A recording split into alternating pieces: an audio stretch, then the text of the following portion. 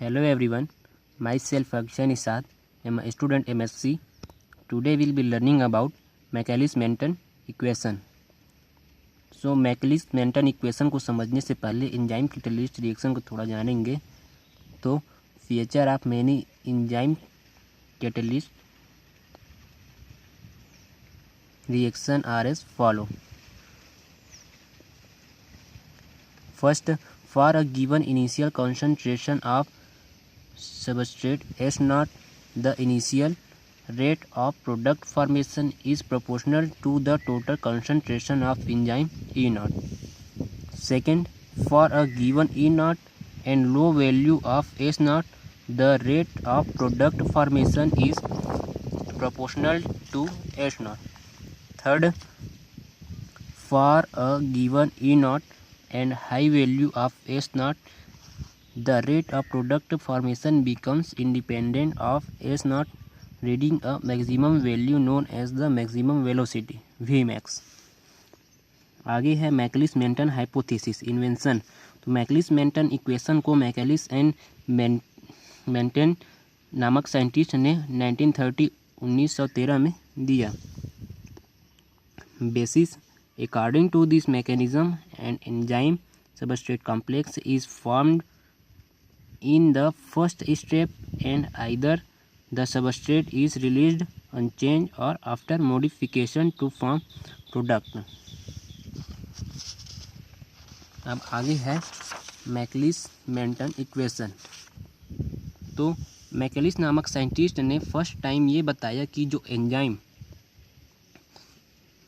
Enzyme होते हैं उनके थ्रू ड्रग्स का मेटाबॉलिज्म या बायो ट्रांसफॉर्मेशन होता है. इसलिए इस इक्वेशन को उसके नेम पर रखा गया, Michaelis-Menten equation.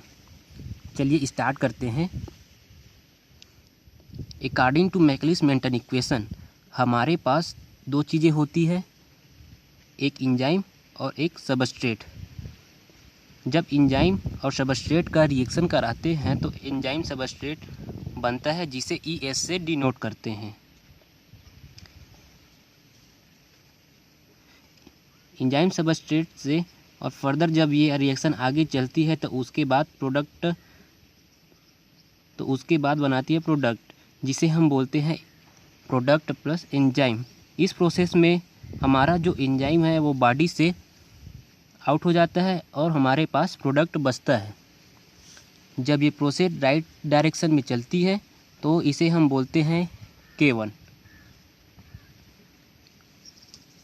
K1 means rate of reaction. किस रेट पर ये प्रोसेस आगे बढ़ रही है इसे हम नाम देते हैं K1.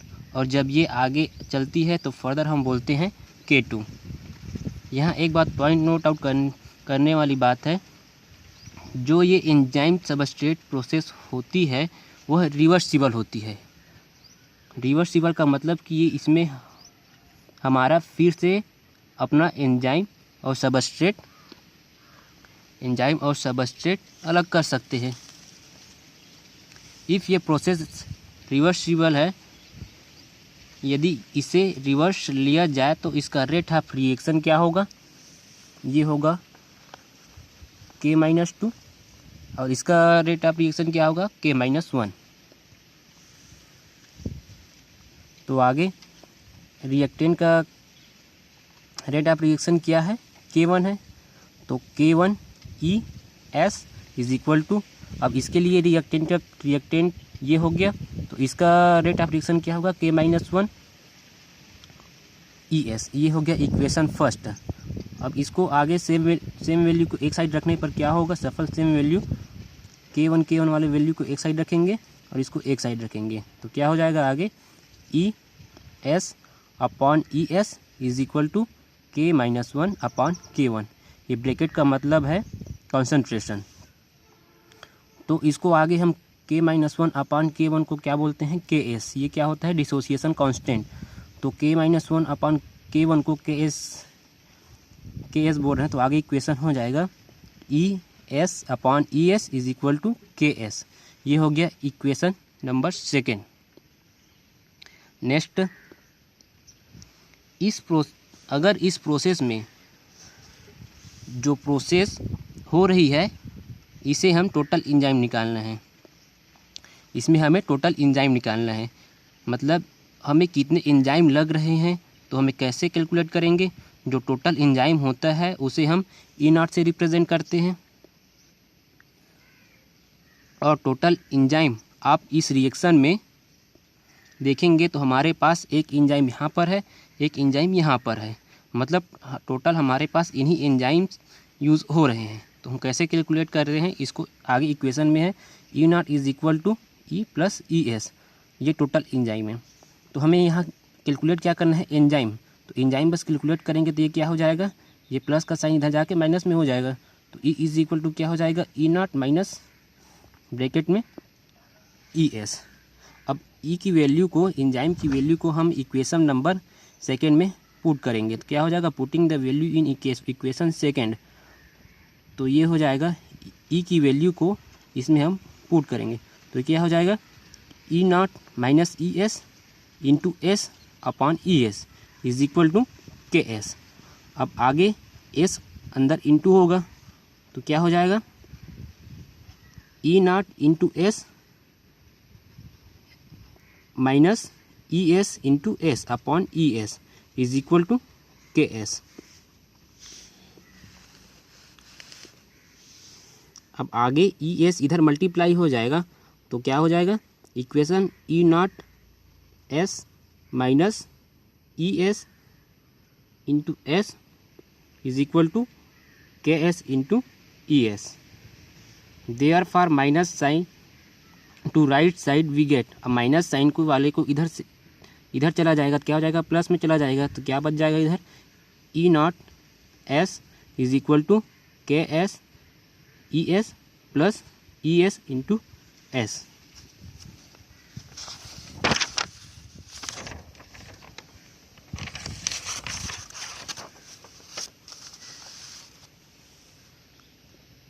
अब इसमें ES क्या है, कॉमन दिख रहा है तो इसको क्या कर सकते हैं, हम कॉमन निकाल सकते हैं। तो क्या हो जाएगा, ES E0 into S is equal to ES common हो गया, अंदर क्या बचा, KS प्लस S।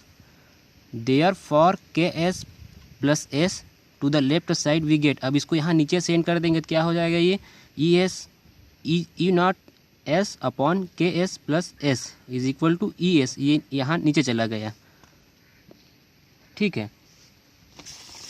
अब इस रिएक्शन पर ध्यान दीजिएगा, जब कोई रिएक्शन आगे चलती है, जब कोई रिएक्शन आगे चलती है या कोई भी थिंग्स आगे चलती है तो उसे एनर्जी की ज़रूरत होती है। उस एनर्जी की वजह से वह कंपाउंड या वो चीज़ आगे बढ़ती है, मीन्स उसकी वेलोसिटी होती है। तो यहाँ पर जो वेलोसिटी है, रेट ऑफ रिएक्शन है, आगे चलने के लिए जो भी एनर्जी का यूज़ कर रही है उसे हम वेलोसिटी कहते हैं और इसे हम V0 से रिप्रेजेंट करते हैं। तो वेलोसिटी क्या होगी, जो आपके रेट ऑफ रिएक्शन है और जो आपका प्रोडक्ट है, उन दोनों के मल्टीप्लिकेशन को वेलोसिटी बोलते हैं। तो वेलोसिटी की equation V0 is equal to K2 into ES। तो ES की वैल्यू यहाँ इक्वेशन नंबर 3 में है, तो ES की वैल्यू इक्वेशन नंबर 3 से इसमें पुट करें तो क्या हो जाएगा, V0 is equal to K2 E0 S upon KS plus S, ये हो जाएगा इक्वेशन नंबर 4। अब जो रेट ऑफ रिएक्शन होता है उसमें कितना, अब जो रेट ऑफ रिएक्शन होती है उसमें कितना वेलोसिटी मैक्सिमम हो सकती है, जो ये रेट ऑफ रिएक्शन है वह कितनी स्पीड से हो सकती है, उसे हम Vmax बोलते हैं। तो जो Vmax होता है वो टोटली डिपेंड करता है एंजाइम्स पर। हमारे पास जितने एंजाइम्स होंगे वो सबस्ट्रेट के साथ उतने ही मल्टीप्लाई करेंगे और उतना ही जल्दी वो प्रोडक्ट देंगे। इफ़ सपोज़ करें कि हम एक एग्ज़ाम्पल लेते हैं, हमारे पास 15 एंजाइम है तो वो हमारे 15 के 15 एंजाइम सबस्ट्रेट के साथ अटैच हो जाएंगे और प्रोडक्ट बनाएंगे। तो it is totally depend on the number of enzyme कि ये कितने हैं हमारे पास। तो जो ये वेलोसिटी होती है वो रेट ऑफ रिएक्शन मैक्सिमम होता है, उसे हम वी मैक्स से डिनोट करते हैं। और जो वी मैक्स की इक्वेशन होती है वो होती है V max is equal to K2 into E naught. E naught क्या है? Total energy. तो यहाँ पर हम K2 इंटू ई नाट की जगह क्या लिख सकते हैं? V max. तो क्या हो जाएगा? V naught is equal to V max into S upon KS plus S. ये हो गया Michaelis Menten equation theory. I hope कि आप सबको समझ इजली आया होगा। Thank you.